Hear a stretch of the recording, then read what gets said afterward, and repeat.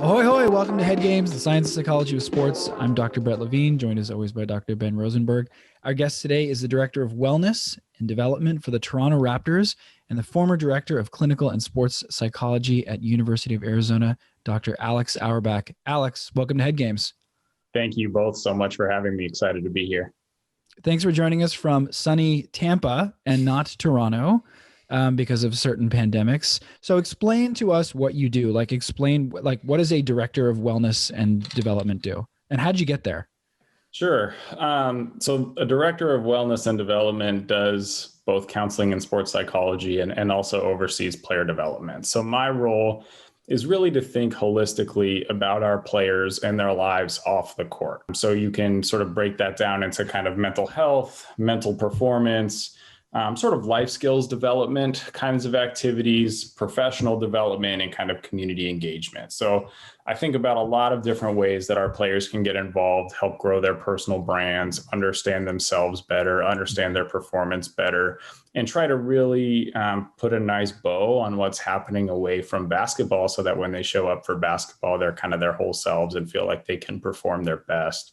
Mm-hmm. So that's the current role in a nutshell. And then how did I get here? So I am a counseling psychologist by training. So I did my doctoral training at University of North Texas, bounced around for my, postdoc or pre-doc internship, if you will, went to North Carolina, then came back to Arizona, was a staff psychologist there, then took over the sport and performance psychology services in the athletic department there, and then came to the Raptors. But before I was a psychologist, I really wanted to be a football coach. So I spent a lot of time in college football, doing recruiting, some defense, some offense, a full-time coaching job, a couple NFL jobs, but really, resonated more with the relationship building side of the organization and less with kind of the technical and tactical stuff I was doing. And so made a career pivot into counseling and sports psych, and here we are. Nice. You said you spend a lot of time with players and developing them like off the court, right? And enriching their lives off the court. And I'm guessing that the idea is it has some effect on their on-court performance, right? Is it the same thing with football in the same techniques that you use? Is it the same sort of approach, or are football players and basketball players different from a clinical standpoint? Yeah, I don't know from a counseling or clinical perspective, I see the challenges as very different. From a sport performance perspective, I think they're pretty different. Basketball is a much more kind of fluid and evolving game than football. I mean, football, if you think about it in terms of plays, you've got 8 seconds of activity followed by 30 to 50 seconds of inactivity. And so the mental side of that is this sort of constant engage, rest, and trying to sort of oscillate between the focus you need to perform for those 6 to 8 seconds and then give yourself a little bit of a break and then get back into it and sustain that over time, sometimes 8, 12 minutes in a row, potentially the length of a full basketball quarter, right? In basketball, there's a lot more opportunity for interference and sort of responding to adversity at any given point. There's a lot more kind of constant evaluating of what's happening. And so the focus can't really wax and wane the same way it can with football. You have to stay as locked in as humanly possible for the, potentially 8+ minutes you're out there on the floor, and then you'll get a break. And that's your time to sort of decompress, re-regulate, and then get geared up to go back out there. So I think that part is different. The psychology of the performance between the sports, I think, is different. But from a sort of overall functioning and kind of wellness and holistic human perspective, I don't think it's a ton different. The one thing that maybe does come up a little bit differently is sort of the visibility of basketball versus football. I think there really is something to the idea that you can see an NBA player's face all the time. When they're on the court, who is who, and you don't even need to look at the back of their jersey to know who is who for most of these guys. Whereas in football, most of these guys, have helmets on for probably the 5 offensive linemen and 4 defensive linemen. You can mostly walk past those guys in the streets and maybe a few exceptions to the rule, but most of those guys nobody would recognize other than they're, massive. Huge. Yeah. And so I do think that part is a little different just in terms of, comfort going out or being out and being seen, comfort on social media. Like it's a little easier maybe to hide sometimes. And that might not be fully fair to say, because I think everyone experiences that stuff differently. But I think for players that are kind of constantly being seen, that's an interesting dimension that's different between the two. Yeah. I think go ahead. Sorry, Brett. I'm sorry, Ben. Ben, I'm sorry. Ben, I'm so sorry. Apologize. So I'm so sorry.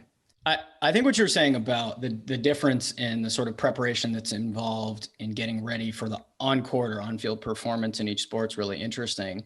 Can you talk a little bit about the different strategies maybe that would be involved in each, right? You're saying in football, burst of action, little bit longer kind of rest, and then another burst of action. Basketball, a bit more sustained action. How do the strategies that you use with guys differ? Yeah, I think the way I sort of think about this dimension is kind of like drawing parallels to physical fitness. So football is like a really power-based and speed-based sport. And basketball is kind of an endurance and speed-based sport with some power mixed in. And so I think, the ability to stay for basketball, I think about skills like, psychological flexibility type stuff, mindfulness, the ability to stay present, the ability to let go and redirect and quickly react to mistakes, to process visual stimuli, to respond quickly in the moment. I think all of that's really critical. Football, I see it, somewhat similarly depending on the position. But again, I think there's less, there are far fewer times when you need to, I would say, like activate resilience in a particular play, right? Like, and that's maybe in the weeds, but if a play goes well, like you won't really have had anything negative to deal with. So you're just kind of like keep rolling and sort of building momentum. And there will be individual players on a football field who might make a mistake. And so we'll have to respond and come back next play. But overall, like things kind of reset and you have that natural break. Whereas in basketball, like if you miss a shot, you still have to go back and play defense right away. There's not that break to sort of process what's gone on, learn from that mistake and keep going in that moment. And so I think this sort of flexibility skills maybe get a little bit exercised differently in basketball than football. But by and large, I think the techniques are pretty similar. It's just sort of how you translate and apply them to the performance domain that makes them a little different. Yeah. You touched on something interesting. It reminded me of, we had Connor O'Neill. He's a Mets minor league pitcher on the podcast a few months ago. And he described baseball, I think very accurately, as a game of failure, right? That like you're great if you can, get a hit 1 out of every 3 at bats. And, I don't think basketball is as bad, but it's like, you're missing most of your shots. And in a way, it also is sort of a game of failure on a personal level. So you touched on resilience. Is that a big theme from a lot of players? Because like, you're right. Like you can't, like you're still in the court. You missed a shot. You missed another one. You missed another one. You got to go out there and play defense. You got to go out there and come out with the same energy and enthusiasm for your teams.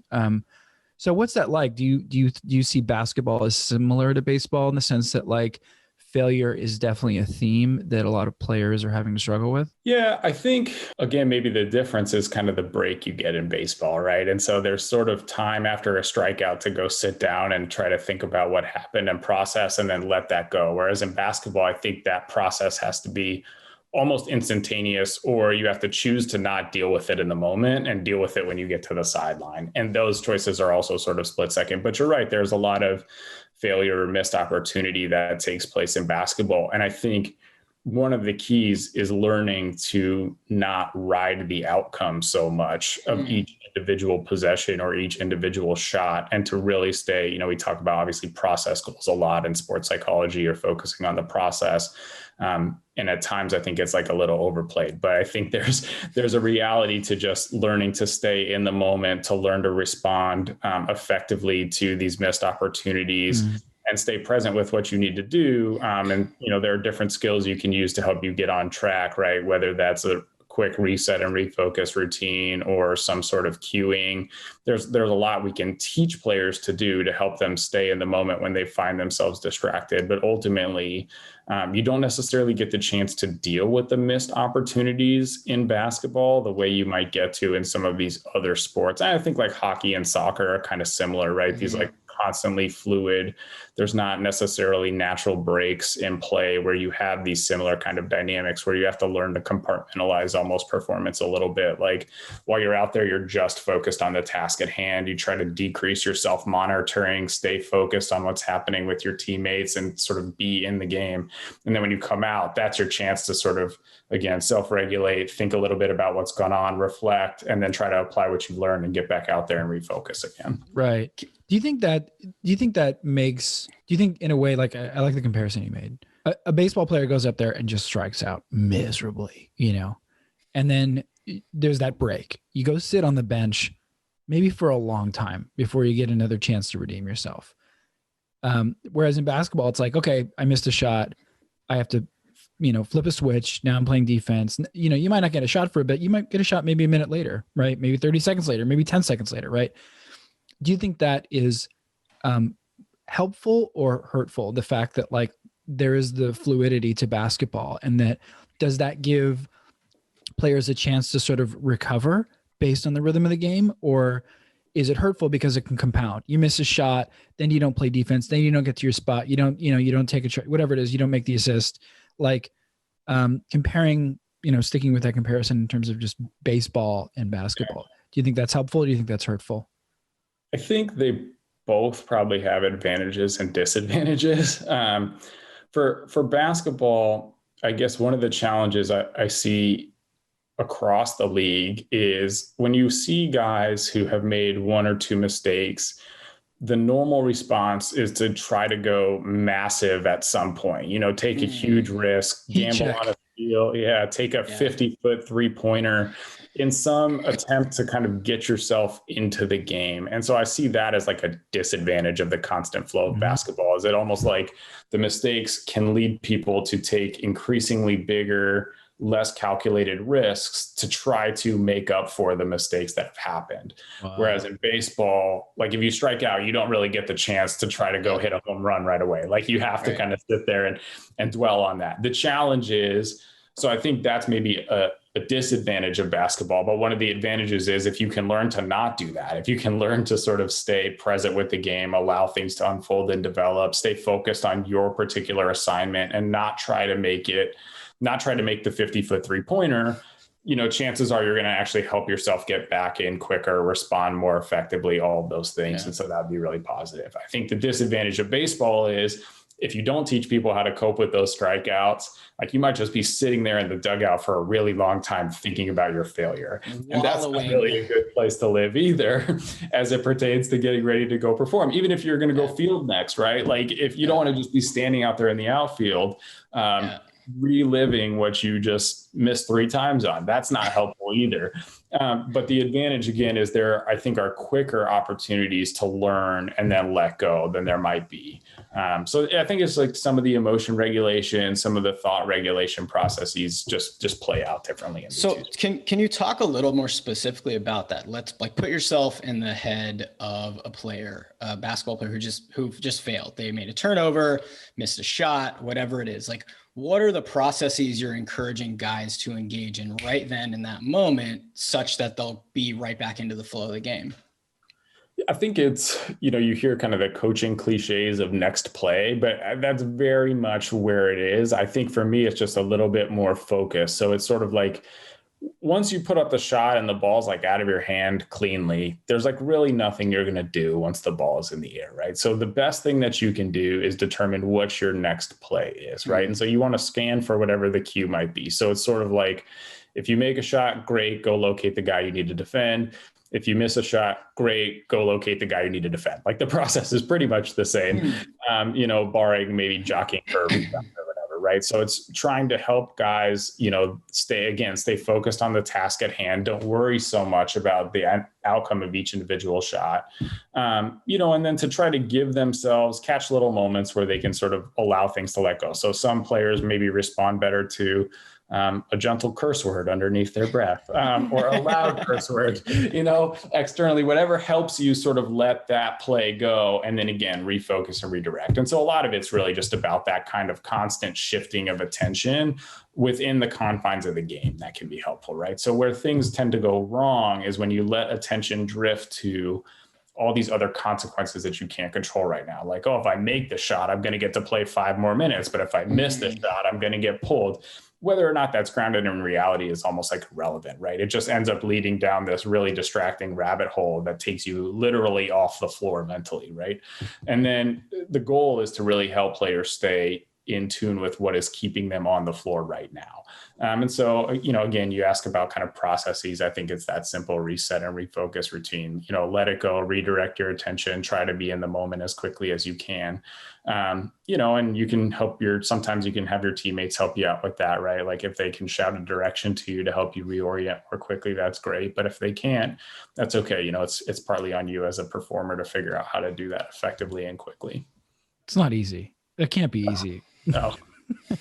No, but that's what makes them great at what they do. Right. There you go. So there was this Forbes article that came out, and it was talking about the athletic intelligent quotient. And we definitely have an edge towards like sports analytics on the show. And I think when you just sort of read that, you think like, oh, okay, are we leaning the world of clinical psychology into analytics a little bit? Can you explain what this quotient is, why it exists, and like, is it helpful? Like what purpose does it serve? Yeah, so I can maybe unpack in a different order than you presented, but the short answer to the why it exists, which is really a long history, is the two creators of the test, Dr. Scott Goldman and Dr. Jim Bowman, tried to basically solve the puzzle of, should we draft Peyton Manning or Ryan Leaf, and why?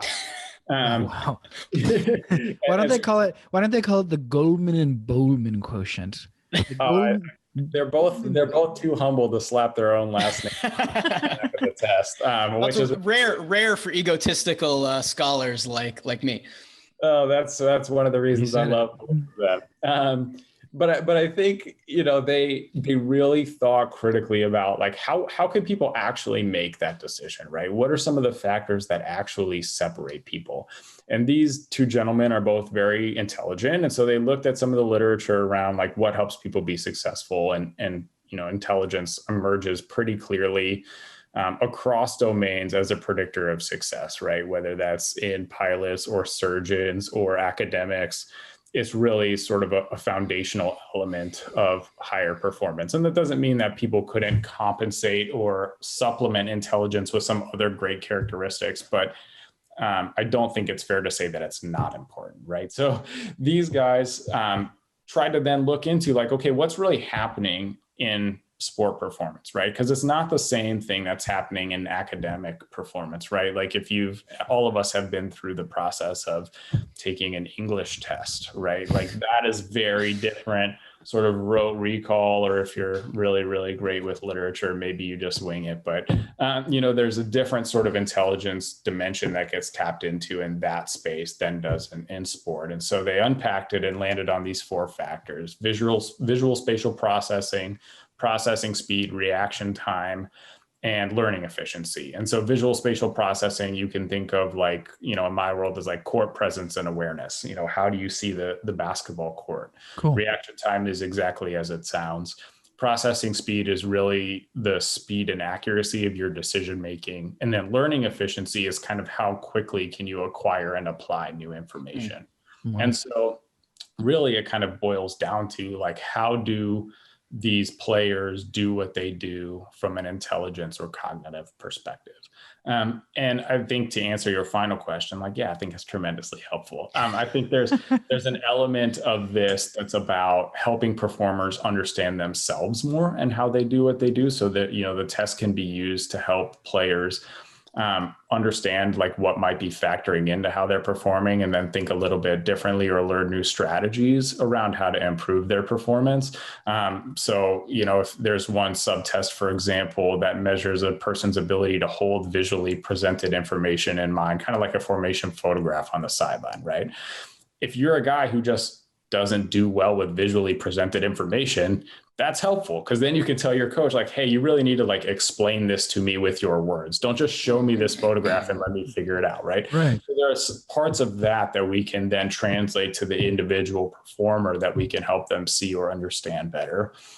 There's sort of you talked about the analytics piece. So sort of this like scouting or profiling side. And I think about it a little bit more descriptive than predictive in some elements, right? So it's really about, how are you doing what you're doing on the court? It's less saying, well, if you score, an 115, which would be like a great score, right? You're destined to be the best performer ever. We can't tell you that, because sport performance is really complex, right? So you might be incredibly smart, but you might not care about basketball at all. You might not work hard. And like just at a certain point, no matter how intelligent you are, athletically intelligent you are, if you don't show up to practice, like you're not going to know the plays, you're not going to know what you need to do, you're not going to be in shape, right? So we can't just boil it down to this one factor, but instead we can understand like, well, if you're scoring really high, but you're not performing well, like where else can we look to understand what's happening with this particular player?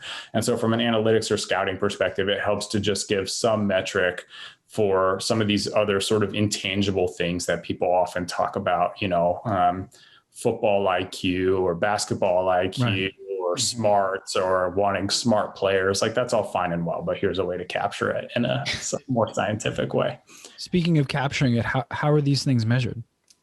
So it's basically a sequence of 10 puzzles delivered on an iPad. Takes about 35 minutes to do it. Wow.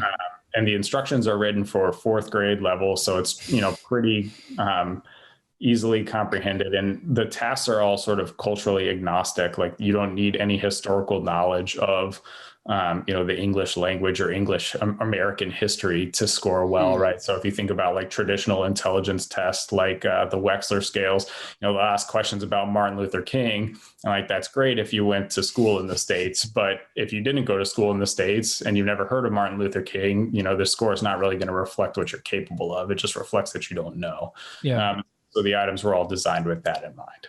Okay, you mentioned that at times, or the essence really is to sometimes just be more descriptive than prescriptive, but you're measuring these things, and I have to believe that at some level, these three measures, and I'm forgetting visual spatial processing speed, reaction time, and learning efficiency. I got you. It's a team effort. Thanks. That's right. Thanks for the assist. I have to imagine that these three things are in some way measured in terms of performance. There's got to be some sort of like predictive level here that like the higher you score on these things, the better the player is. Like when we talk about this, like, in terms of predictive validity here, like I've got to believe that these three measures relate to some sort of performance measure. Is that true? And if so, what is it most related to? Is it related to like assists? Is it points scored?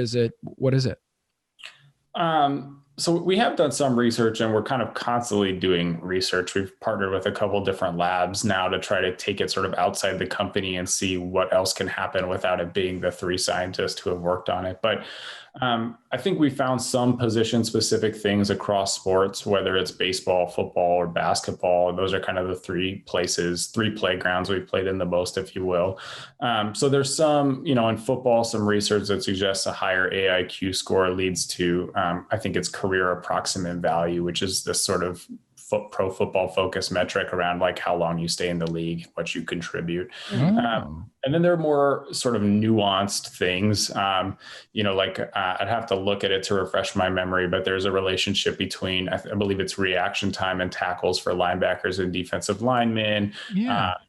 Things like that. So there is some research that's out there, and we try to share as much as we can, but it's also important from a good scientist perspective to get some kind of independent research done. Yeah. That's not us. And those folks have found, basically the same things we have, but are more capable researchers than I am. And so can unpack it in a way that's a little different, but there is some predictive validity and some, prediction out there. But I think one of the challenges with that in sport, as you both know, is because it's complex, if you can find something that's predictive, people tend to latch onto it in ways that I think can be helpful from a business perspective, but might be unfairly boiling down sport performance to one thing, right? Yeah. And so if the goal is to help the people that we work with really understand the performer better, which is what it's all about, the prediction piece is nice, but the descriptive piece holds a lot of value as you start to piece that with the other data points that you have. Yeah, I think that's an important distinction that you're making between description and prediction, and really emphasizing the descriptive piece, because often, as you said, media or other folks kind of get a hold of something from science and they're like, oh, this is going to be used to predict X, Y, Z. And as you said, it's sort of too simple. But to circle back to the original kind of positioning of the AIQ in terms of drafting Peyton Manning versus Ryan Leaf, which is hilarious, by the way. I hope it would position them to pick Peyton over Ryan Leaf. No offense to Ryan Leaf. Are teams using this for drafting purposes now, or free agency acquisition purposes? Like, what are some of the ways, in addition to this prediction piece, that teams might be using the AIQ? Yeah, I think all the ways you mentioned, right? So teams are using it for draft profiling purposes, again, as one piece of the puzzle. So if you think about the NFL, they've got the Wonderlic that everyone does, and teams have basically said, like, I'm not sure there's a huge relationship between identifying the next number in a sequence and to scan a visual field. So we're going to try this other metric out. And we've had a lot of sticking power in the NFL in particular, which is where we sort of started. So I've been going to the NFL Combine for 9-ish years now. This will be a weird year with COVID, but have been involved with several NFL teams as part of their draft profiling process. Have also been involved with several NBA teams and MLB teams, some Major League Soccer, some NHL, and some Olympic sports. And it's all varies, right? So it's, there's part one is the draft profiling, but then there's this benchmarking capability you have. So if you have a guy that you love how they do what they do, you can give them the AIQ and then start to look for guys who might have similar profiles. And that can give you some insight into whether or not you might be able to at least be directionally correct in understanding, future prospects. And then there's, again, kind of that coaching element of it where you can have a guy complete the test and then you can understand a little bit more about them. And that can shape how the coaches interact with this particular player to get the most out of them. And all the really teams across all the major leagues have used them in all three of those capacities. I do think the draft profiling one is probably the most heavily used. And I think that's really, teams trying to get a better handle on this part of the equation, and there are other pieces that go into it, but this is a really critical piece. I know even for myself, as I started to dive into the research on like what makes great teams, how do great sports teams do what they do? One of the things that consistently emerges, and they call it a bunch of different stuff, but it's essentially this idea of intelligence, general mental ability, shared mental models, all this fancy language thrown around, basically like, can people effectively understand the field or the court in the same way? Can they process it in the same way and use that synergy to perform the task at hand? And so as I've started to see that myself too, I mean, it's a critical part of what I do as well. That's so interesting. I think also to think about, and I don't know if this is out there, is there a way to sort of aggregate the team's metric on this, or score on this, I should say? Like, is there multiple levels to it, I guess, is my question. Like, can you look at it from an individual perspective, but then to your most recent point, like, is there a way to aggregate all the scores to then have some idea of the team's level of, as you said, intelligence or whatever you want to call it? We haven't quite gotten to that part yet.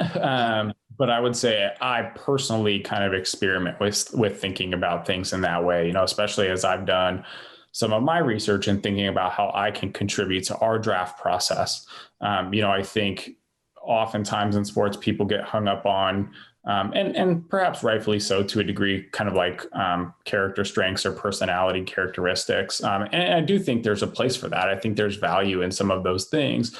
But what the research sort of bears out is like the level of, usefulness of those measures is relatively lower in terms of predictive capability than intelligence is. And so I sort of see it as like concentric circles, right? Like you need to have a baseline level of talent to make it to the NBA, physical talent, right? Like no matter what happens, like you have to have that if you want to play.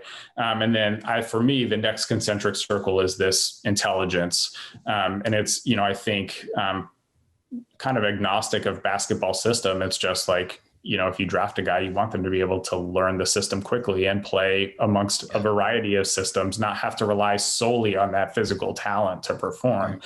And so for me, that's a critical piece. And then I think some of these other kind of personality dimensions are also important, like how well might this guy connect with teammates? I think that's interesting and has merit too. But in terms of what they do on the floor, oftentimes in elite sport, being able to make the right decision and having the talent to perform tend to be enough to help people connect with you as a teammate. And you can kind of tolerate some of the individual differences around personality for a great player. And so I think that's how I've tried to kind of gear the way I think about this stuff. And it's constantly evolving, but that's where I'm at right now. Interesting. So, I guess another big topic that I think it's important for us to talk a bit about is mental health in sports. Obviously, your other sort of hat that you wear, as you said. There's been a big emphasis, particularly, I think, from the NBA, and kudos to the NBA for allowing players this kind of freedom. But you've seen Kevin Love over the years talking a lot about his mental health struggles. We saw just recently, coming out of the bubble, Paul George talking about his issues around anxiety. What would you say the NBA is doing kind of at a broad level to support players' mental health? So the league has had an initiative really for the last couple of years that they're calling Mind Health. That's been pretty good about promoting just sort of basic knowledge about mental health, helping folks, players, and the community surrounding players understand the different practitioners that are available, what mental performance means, what mental health means, what the different specialties can do. And I think that education has been helpful. But I think one of the other things that's been great is at the organization level, once these players have spoken out, there's a lot of support internally for that messaging too, right? And we talk a lot about stigma in sports, and I think that's still a huge issue to navigate.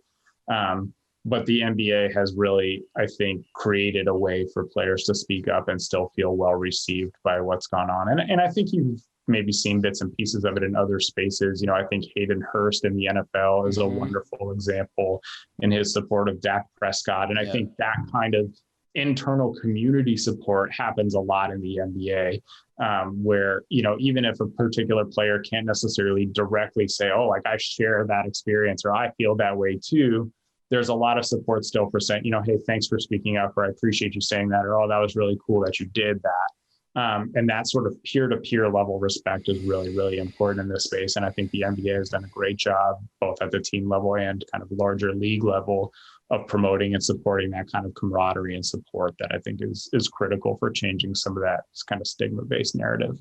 Yeah. Yeah. Ben mentioned like you wear like different hats, right, at different times based on what you're up to. And in terms of mental health, again, this may be private in terms of like individual level, but like, I guess how much of your time is spent being sort of like a stereotypical psychologist in that way? Like, do you think, like, as a clinician, right? You're trained as a clinician, like, what percentage of your time is really spent, like, sitting down with players and talking about their mental health?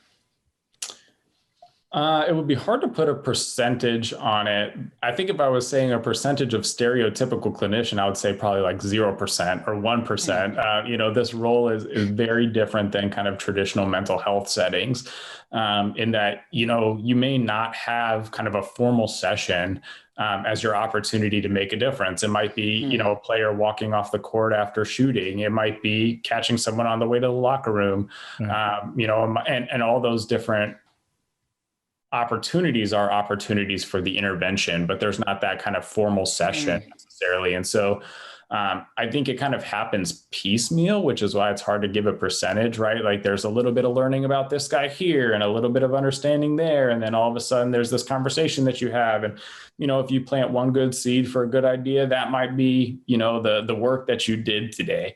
But then I think it's also organization level for me. Like I really think for this to change in a larger way, even like a 17 player level way, the organization and the environment surrounding the players has to be conducive to them being mentally healthy. Like I think as a field, I would love to see us emphasize that part of stuff more. I think there's a lot kind of chalked up to, and teams, all professional sports leagues have tried to address this in some way. Designated team clinician that you have to have for 8 hours. So they have to be in the building. Like, that's great. But if all your time is spent behind a closed door, one-on-one, and all your work's confidential, nobody really understands what it is you can do or how you can help on a larger level. And constantly putting out fires is not really an efficient way to firefight. Like, it would just be better to build a fireproof building. And so if that's even at all possible, I think in that regard, probably 100% of my time is spent on some sort of mental health related initiative or way of thinking. And I think that's at the staff level, that's at the coach level, that's at the player level, because I don't think we spend so much time together. It's impossible to separate them out and imagine that, if staff member X shows up feeling really down and they have an interaction with all 17 guys, it's hard to think that won't have at least some impact on the 17 players, right? And vice versa. And so I think a lot of the time is spent thinking about these kind of organization level and environment level things, right? So environment being like who the players go home to or what's happening away from the organization, and organization level being what happens in our four walls. I think those pieces are really important. And like simple examples, right? Like if you go home to an unhealthy relationship, like I don't know that you can expect to show up and be your best self and go play for 48 minutes and so we've got to think about all those different dimensions. And so in that regard, I'm kind of always thinking about that or trying to intervene or support that in some way. And I'm lucky to work for an organization that really values this piece of what I do. Honestly, like for me, I believe this is kind of the way of the future of sports psych and performance psych. And I'm biased because that's how I'm wired. But I think it's just not going to be, especially like at the college level where I was, where you have 500 student athletes, like you just can't, there's not enough time in a week. You can't spend 168 hours that you're alive in a week in therapy. It's not possible. And so to just keep sort of responding like, well, we'll just keep adding clinicians. We'll just keep allowing coaches to run programs however they do, or allow the environment to not support the student athlete the way they need to be supported, or wake them up at 6 o'clock to work out and keep them until 9 p.m. at study hall and just hope that they magically sleep as teenagers. Like, you can't keep doing those things and just asking clinicians to resolve it for 1 hour a week in a therapy room and hope that that's going to make the difference. Like, it's just not enough to do it that way. So soapbox moment for me here, but, and totally tangent, but I think it's both 0% traditional, but 100% mental health. Yeah. And you mentioned, I think you touched on something important though, that it's at an organizational level. Like, this is not a traditional one-on-one sort of setting. And, the Raptors, to their credit, obviously hired you. So they certainly value it. And they've kind of been known like to have a strong culture. And you just recently joined the team, but like they sort of have had that vibe, going for a few years now, going back to their championship 2 years ago, that they sort of had that, that rhythm. I guess I'm not asking you to quantify this, but like, how much would you say that culture played a part in winning a championship? And how much does it, you think, bode well for, continued success? I think the culture piece is huge in terms of winning a championship. I don't know that you could quantify it, but I think what you found is a really unique appreciation for everyone's individual contribution and role, and a clear understanding of how those individual contributions and roles contributed to the larger team success in ways that you may not find in other places. And so like, there's a great paper, I can't remember who wrote it, called The Too Much Talent Effect. And it was all about basketball, and you sort of progressively add these superstars and then team chaos ensues because everyone wants the ball. Everyone, and it's like, we were the opposite of that almost, and we did have obviously several great players on that team. But what I think partly helped those players be great was knowing the support that they had from the people around them, both on the court and off the court. And I think that's really carried through. I mean, I wasn't with the team for that championship, sadly, but I still feel sort of the reverberation of that championship level culture every day, because there really is an emphasis and a focus on making this a place where players can show up and do their best work and contribute, and nobody's bigger than the team. And I think that that's a really, really important piece of what we do. And we put the players at the center of what we're doing, and the coaches too. They're kind of the critical performers for those 48 minutes or 2.5 hours if you're watching on TV. Those are the guys that we spend a lot of time sort of focusing on. But it's really, really important that they feel supported and contribute to each other. I forget the second part of your question. Sorry. I think that was fine. I forgot. I think you hit it. It's funny you mentioned that paper, Alex, because I was just reading and I sent to our group text thread for Head Games, basically reanalysis of those data from that paper that just came out in like one of the big psych science journals. And I guess the new finding was that actually in the NBA, you can never have too much talent, which like to me, and again, the data say what the data say, but like, to me, I agree with your sentiment, right? Like it does seem like at a certain point, there might be diminishing returns because you do need to have this sort of institutional culture that sets guys up for success, maybe in addition to, if not in place of, just adding, right? You look at the Nets with Kyrie and KD and Harden, which like, who knows what's going to happen there, but that's a lot of big, players, a lot of big personality. Where does the kind of culture or chemistry piece start for the Raptors? Like, is it at the top? Is it the coaches? Is it everybody? Like, who's kind of in on this? I think it's everyone.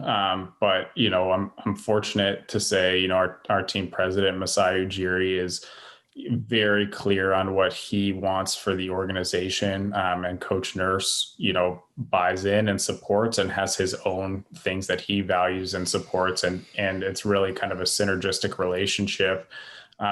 And it's easy to get on board with, because it's all based in, treating people well, competing, trying to get better, all those things that are sort of aspirational, inspirational, motivational things that we all value. But I think, for me, I think like we're all responsible for the culture. I don't think you can boil it down to one or two people. I think that's an unfair expectation of one or two people or one or two players. I think everybody has to kind of contribute to that and be a part of that. I think on the player side, all of our players value creating a space that's, allows them to do their best work and to challenge each other and support each other. And I think those dimensions also really play a big part. And so I think, it's on all of us to sort of observe and constantly be thinking about how we're contributing to that and what, whether or not the way we're showing up is kind of conducive to creating that healthy and, promotive, growth oriented culture or not. And I think that's, I'd be curious, you should send me that paper you read of the new findings. I think there's probably pieces of that are great. But if you look at like the old Heat teams with, Chris Bosh and Dwayne Wade and LeBron, like they're all great. But they didn't win the 8 championships in a row that LeBron promised on. One, not two. Yeah. Yeah. And I think, part of that is probably like at a certain point, some players just get tired of sharing the ball. And I don't think we have any of that. And so we're lucky that we have, players that are really supportive of each other, that want to get each other involved in the game and take that responsibility personally. Well, man, I think you mentioned it. I think you're really like spearheading something important here. You've unpacked a lot for us. I think even as, Ben and I call ourselves psychologists, like we're learning a lot about what you're doing and this work that's going on in the NBA. It's noble work. It's good work. It's helpful for everybody. This is awesome. Thanks so much for joining us today. Thank you both for having me. It was fun. Yep. You are on Twitter at Alex Auerbach, Ph.D. Okay. Very good. Please rate and subscribe where applicable. And thanks as always for our editing team for putting together today's show. You can find us on Twitter at HeadGamePsych. You can find me on Twitter at Dr. Brett Levine. You can find that guy on Twitter at BD Rosenberg, Ph.D. And thanks as always for tuning in.